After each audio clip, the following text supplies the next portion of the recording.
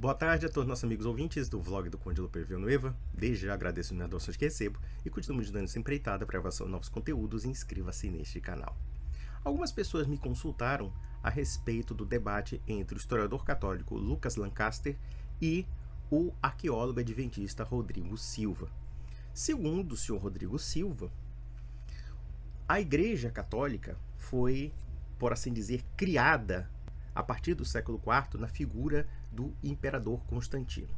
E a gente sabe que dentro dessa narrativa protestante, o imperador Constantino seria uma espécie de vilão que paganizou e corrompeu a Igreja pura e imaculada e, portanto, a partir daí surgiu a dita Igreja Católica Romana. Isso é uma retórica muito comum entre alguns círculos protestantes. E segundo o próprio Rodrigo Silva, Constantino não se converteu verdadeiramente ao cristianismo. Ele simplesmente pegou o cristianismo e o instrumentalizou politicamente, acabando por corromper a nossa santa fé. E Lucas Lancaster refutou isso em um vídeo, e eu posso dizer que o Lucas Lancaster perdeu esse debate. Perdeu completamente esse debate. Primeiro porque, realmente, Constantino não se converteu ao verdadeiro cristianismo no século IV. Eu poderia ser mais ousado e dizer para vocês que, na verdade, ninguém no século IV se converteu ao verdadeiro cristianismo. Porque para se converter ao verdadeiro cristianismo, eles teriam que esperar pelo menos mais de um milênio até o século XIX, e a partir daí surgia a verdadeira igreja segundo o senhor Rodrigo Silva, ou seja, a seita adventista do sétimo dia. Eu peguei vocês. É evidente que Lucas Lancaster foi brilhante na sua resposta. E não somente brilhante. Ele desmascarou Rodrigo Silva. Veja uma coisa muito curiosa. Rodrigo Silva adora bradar essa falsa autoridade de arqueólogo e historiador. E, no entanto, quando nós observamos as opiniões históricas, não somente referentes ao cristianismo e, claro, ao catolicismo, e aqui nós podemos falar também da Idade Média, assim sucessivamente, ele não é capaz de nos citar nenhuma obra academicamente confiável. Isso é o que mais me espanta. E por quê?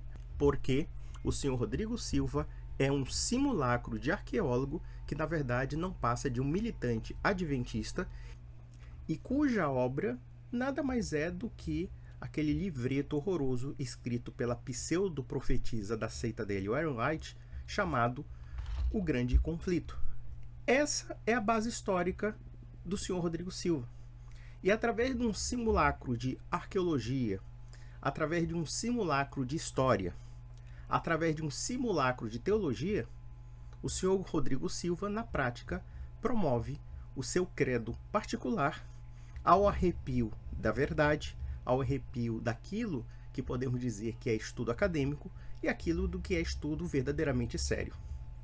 Em outras palavras, quando nós observamos o senhor Lucas Lancaster e o Rodrigo Silva num debate, ou pelo menos numa troca de informações, o Lucas Lancaster se baseia no quê? Numa bibliografia acadêmica. Esse é o primeiro ponto. E olha que ele é católico. E olha que ele tem, aparentemente, razões para defender a igreja, como eu sou católico e também defendo a igreja católica, aquilo que a igreja católica está certa. Mas mesmo assim, existe uma diferença entre o Lucas Lancaster e o senhor Rodrigo Silva. É que pelo menos o Lucas Lancaster tem um compromisso com a verdade. O senhor Rodrigo Silva não. Ele tem compromisso com um ativismo.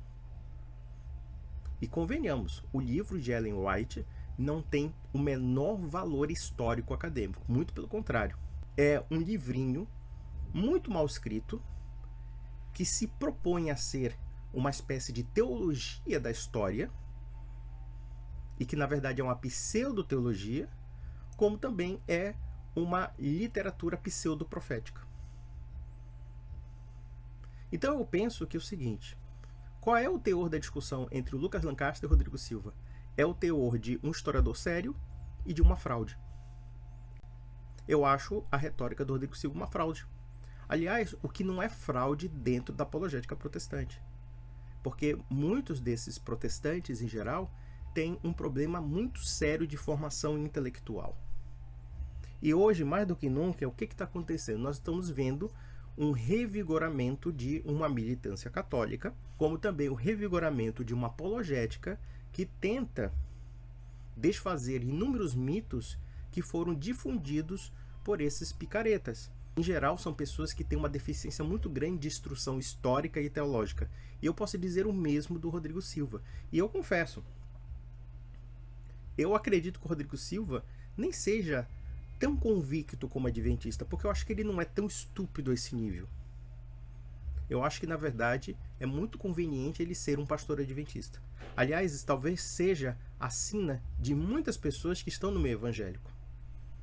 Porque talvez eles saibam o que é a verdade.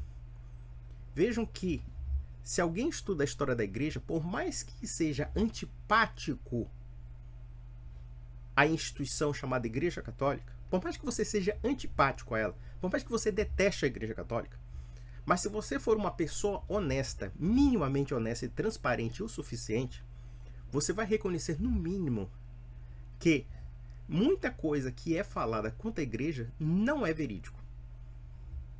Qualquer pessoa que tem um mínimo de estudo sobre a história da igreja, quando se exalta o mito de Constantino, Constantino corrompeu a igreja, Constantino criou a igreja católica, Constantino introduziu o paganismo na igreja católica, introduziu o mitraísmo, coisa parecida. Quando uma pessoa desse nível fala, é porque ele não tem conhecimento, e aquelas pessoas que, por mais que não gostem da igreja, tenham conhecimento sobre o assunto, sabem que essas informações são inverídicas. Elas são falsas. E foi isso que aconteceu. E, malgrado isso, o senhor Rodrigo Silva reivindicou direitos autorais contra o Lucas Lancaster. Tirou a monetização dele para ficar com monetização. Pelo menos é o que se conta por aí. Por quê? Porque, claro, o senhor Rodrigo Silva, sob a aparência de arqueólogo e de historiador, está sendo colocado à prova por uma pessoa que tem um preparo que, no meu entender, é muito melhor do que ele do ponto de vista intelectual. E isso não se refere somente ao senhor Lucas Lancaster, mas a muitos outros que eu conheço aqui na internet. Um dos precursores da apologética católica foi o padre Paulo Ricardo, por exemplo. E muitos outros que estão aparecendo, né, principalmente do laicato, refutando os abusos, os exageros, as distorções que não somente uma militância protestante, mas também até mesmo uma militância ateia fazem em torno da Igreja Católica. E eu penso que a Igreja Católica pode ser defendida, evidentemente, que dentro da factualidade histórica. E é neste ponto que eu acho que o Lucas Lancaster foi muito feliz. Por quê? Porque ele mostrou fatos históricos, ele mostrou documentações, fontes originais, e não embustes, enrolações. Porque o horizonte mental do Rodrigo Silva é o horizonte da seita adventista. Só que, claro, ele se respalda numa aura do arqueólogo, quando na verdade ele desconhece conceitos básicos da cultura clássica do mundo antigo. E isso é muito grave. Porque aí, no caso, nós podemos duvidar das credenciais realmente acadêmicas do senhor Rodrigo Silva. E não só do senhor Rodrigo Silva. Muitos pastores protestantes que eu vejo na internet, infelizmente, têm esse problema de formação. Porque, na verdade, eles não pensam como pesquisadores. Eles pensam como militantes. Eles não sabem conciliar o caráter da pesquisa com o caráter da militância. O caráter do sectarismo religioso. Essa é a diferença entre eles e os apologetas católicos. Nós, católicos, não criamos uma igreja cor-de-rosa. Nós não negamos os fatos horríveis que aconteceram na história da igreja. A igreja nem sempre teve uma história realmente pacífica. Ela teve inúmeros dramas no decorrer de 2000 anos de sua existência. Isso nós reconhecemos completamente e não temos a menor vergonha de discutir sobre isso. Nós não temos a menor vergonha e nós colocamos os pingos nos is de uma forma clara, de uma forma cristalina e de uma forma extremamente transparente. Porque nós não temos um pensamento de facciosismo. Ainda que amemos a Igreja Católica, ainda que amemos os princípios da Santa Madre Igreja, nós sabemos que existe uma coisa chamada realidade. E a realidade é algo que nós não podemos distorcer. Então nós reconhecemos sim, houve erros e acertos dentro dessa instituição. Os filhos da igreja nem sempre foram verdadeiros servos de Nosso Senhor. Então sabemos sim esse discernimento. Já não é o caso do Rodrigo Silva. Quando ele fala da Igreja Católica, ele fala como um pastor adventista, ele não fala como um historiador. E é por isso que ele fala que Constantino não se converteu ao cristianismo, ou que Constantino era um arquiconspirador maquiavélico que estava aproveitando do crescimento do cristianismo para ser contra, né? Ou então para tirar dividendos políticos em torno disso. Só que a história é muito mais complexa do que isso. Há fortes indícios de que Constantino realmente acreditava no que ele realmente buscava. Até porque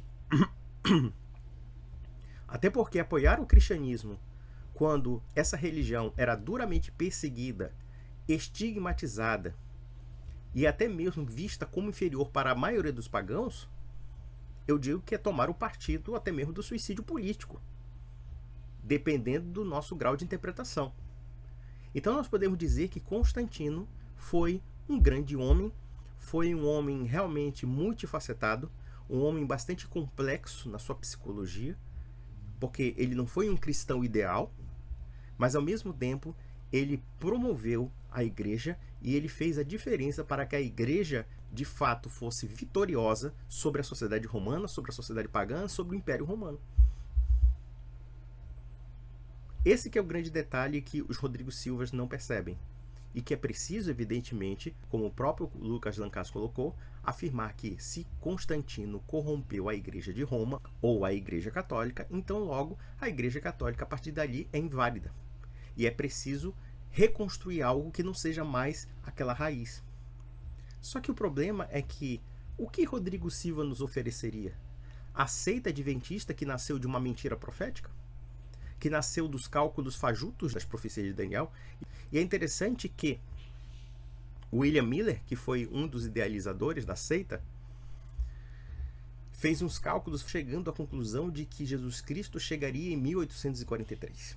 Eu acho muito engraçado porque eles pegam datas históricas que, do ponto de vista acadêmico, não tem muito significado de importância.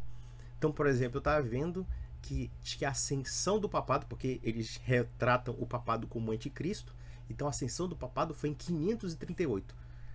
No ano 538, até para compatibilizar com a queda do poder papal, que segundo eles foi em 1798, quando Napoleão Bonaparte sequestrou o Papa Pio VI.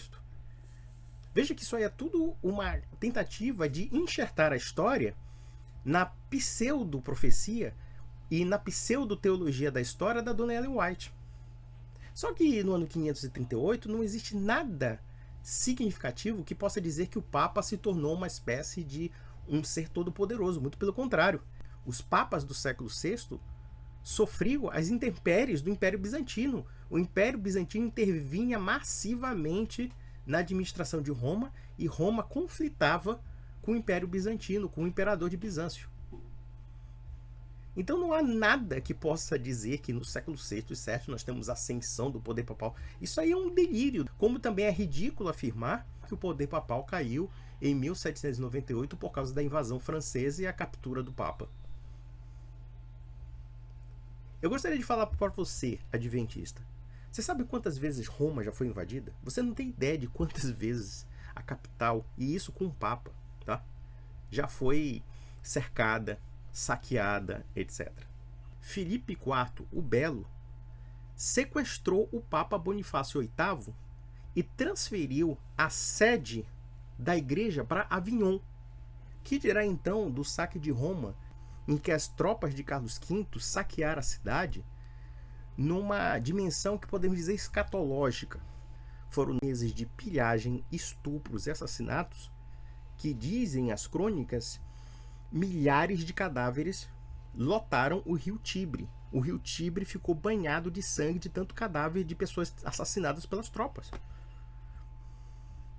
Aí a Dona Ellen White e os adventistas pegam uma cenazinha de um papa que foi sequestrado por Napoleão Bonaparte. Como se o papado tivesse acabado ali, quando na verdade o conclave escolheu Pio VII, que também foi capturado posteriormente por Napoleão Bonaparte. E mesmo assim o Vaticano ficou aí. Isso porque eu não estou falando de 1870, quando as tropas piemontesas tomam Roma e anexam os estados papais ao nascente Estado italiano. Então veja, a história de Roma é uma história de dramas. De papas destronados, de papas banidos, de papas sequestrados, de papas assassinados, etc. Então, por que de repente agora 1798 virou uma data especial para dizer que o poder papal caiu?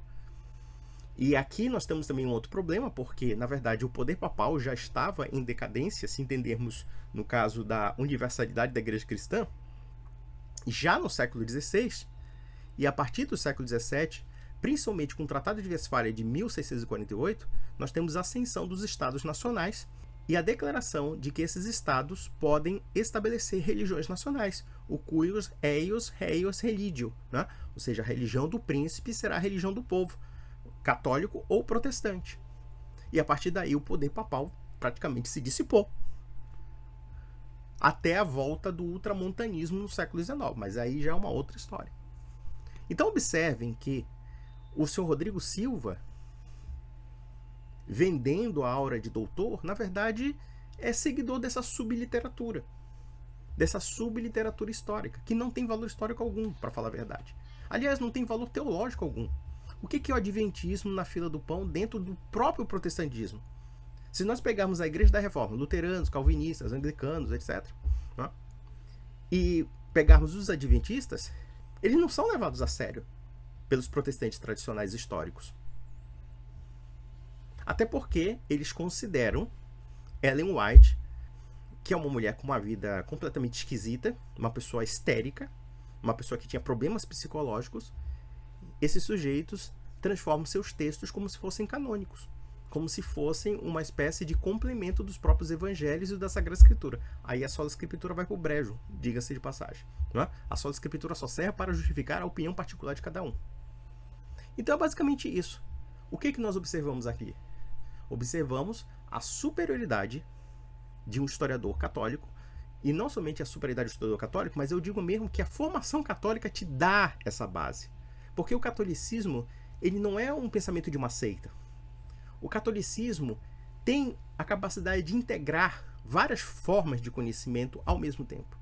Várias modalidades do conhecimento. Você nunca vai ver no meio adventista tanta penca de sábios, de intelectuais, de cientistas, de sociólogos, de pensadores, assim sucessivamente, de filósofos, como há, por exemplo, na Igreja Católica. Porque a Igreja Católica tem um arcabouço cultural, filosófico, teológico e civilizacional 1000 vezes superior a qualquer seitazinha adventista.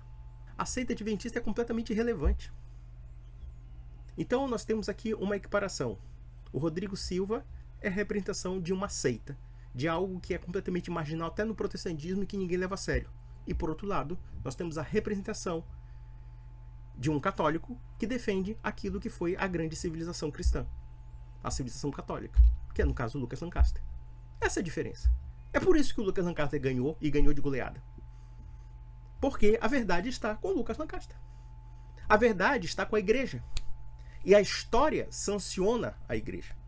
Essa que é a grande questão. Então, meus amigos, um grande abraço.